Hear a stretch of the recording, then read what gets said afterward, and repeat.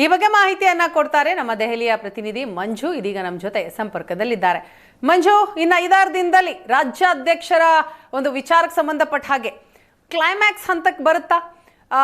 ಯತ್ನಾಳ್ ಅವ್ರು ಹೇಳಿದ ಹಾಗೆ ಎಲ್ಲವೂ ಆಗೋ ಸಾಧ್ಯತೆಗಳು ಕಂಡು ಬರ್ತಾ ಇದೆಯಾ?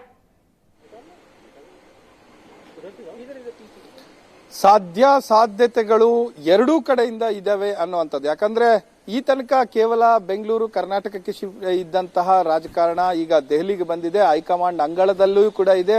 ಯಾರ್ಯಾರು ಯಾವ ಮಾರ್ಗವನ್ನ ಅನುಸರಿಸಿ ಹೈಕಮಾಂಡ್ಗೆ ಮಾಹಿತಿಯನ್ನ ರವಾನಿಸಬೇಕಾಯಿತು ಅವರೆಲ್ಲರೂ ಕೂಡ ರವಾನಿಸಿ ಆಗಿದೆ. ಈಗಷ್ಟೇ ಯತ್ನಾಳ್ ಅವರು ಕೂಡ ಹೇಳ್ತಾ ಇದ್ರು, ನಮ್ಮ ಆರ್ಗ್ಯುಮೆಂಟ್ ಇನ್ನೂ ಇದೆ, ಎಲ್ಲವನ್ನು ಕೂಡ ಹೇಳುವಂತದ್ದು ಇನ್ನೂ ಅದು ಅಂತಿಮಗೊಂಡಿಲ್ಲ ಅನ್ನುವಂತ ಮಾತನ್ನು ಕೂಡ ಹೇಳ್ತಾ ಇದ್ರು.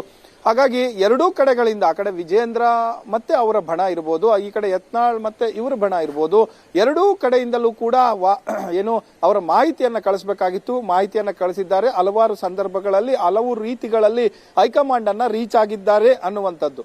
ಸೊ ಹಾಗಾಗಿ ಈಗ 5-6 ದಿನದಲ್ಲಿ ಆಗುತ್ತಾ ಅನ್ನುವಂತ ಪ್ರಶ್ನೆ ಇನ್ನು ಮುಂದೆಯೂ ಕಾಡಬಹುದು ಅಂತ ಕಾಣಿಸುತ್ತೆ. ಯಾಕಂದ್ರೆ ಇಲ್ಲಿ ಹೈಕಮಾಂಡ್ ಈಗ ಒಂದು ಪಾರ್ಲಿಮೆಂಟ್ ಸೆಷನ್ ಇದೆ, ಎರಡನೇದು ದೆಹಲಿಯ ಈಗ ದೆಹಲಿಯಲ್ಲಿ ವಿಜಯೋತ್ಸವ ಆಚರಿಸ್ತಾ ಇದೆ. ಅದರ ಹೊಸ ಸರ್ಕಾರ ಆಗಬೇಕು. ಪ್ರಧಾನಿಗಳು ಬಹುತೇಕ ಅಮೆರಿಕ ಪ್ರವಾಸದಲ್ಲಿ ಇರ್ತಾರೆ. ಈ ಹಿನ್ನೆಲೆಯಲ್ಲಿ ನಾವು ನೋಡಿದಾಗ ಒಂದಷ್ಟು ದಿನ ಹೆಚ್ಚು ಕಡಿಮೆ ಆಗುವಂತ ಸಾಧ್ಯತೆ ಇದೆ.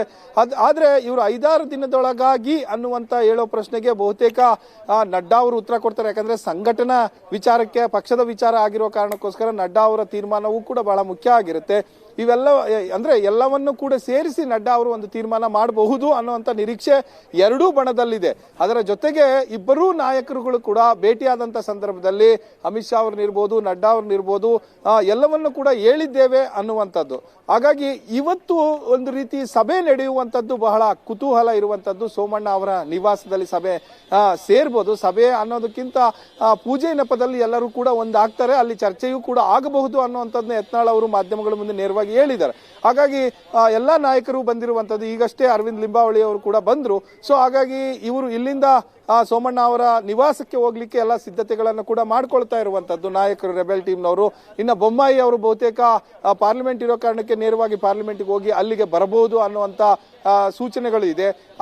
ಈ ಎಲ್ಲರೂ ಕೂಡ ಒಟ್ಟಿಗೆ ಸೇರಿ ಊಟ ಮಾಡಿ ಬಳಿಕ ಏನಾಗುತ್ತೆ ಅನ್ನುವಂತ ನಿರ್ಣಯ ನಾವು ಕೂಡ ಕಾದು ನೋಡ್ಬೇಕಾಗುತ್ತೆ. ಬಟ್ ಒಂದಂತೂ ನಿಜ, ಏನು ಲಿಂಗಾಯತ ಸಮುದಾಯದಲ್ಲಿ ನಾವು ಇದ್ದೇವೆ ಅನ್ನುವಂಥದನ್ನ ತೋರಿಸುವಂತಹ ಒಂದು ಕೆಲಸ ಆಗ್ತಾ ಇದೆ. ಅದರ ಮೇಲೆ ಫೌಂಡೇಶನ್ ಆಗ್ತಾ ಇದೆ ಅನ್ನುವಂಥದ್ದು ಮಾತ್ರ ಸ್ಪಷ್ಟವಾಗಿ ಎಲ್ಲರಿಗೂ ಕೂಡ ಗೊತ್ತಾಗ್ತಾ ಇದೆ.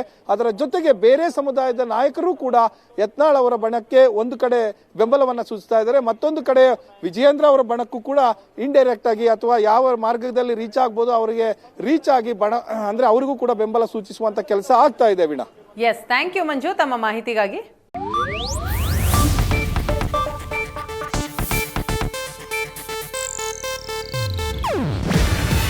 ಇದು ಏಷ್ಯಾನೆಟ್ ನ್ಯೂಸ್ ನೆಟ್ವರ್ಕ್ ಪ್ರಸ್ತುತಿ. ನೀವು ನೋಡ್ತಿದ್ದೀರಾ ಏಷ್ಯಾನೆಟ್ ಸುವರ್ಣ ನ್ಯೂಸ್.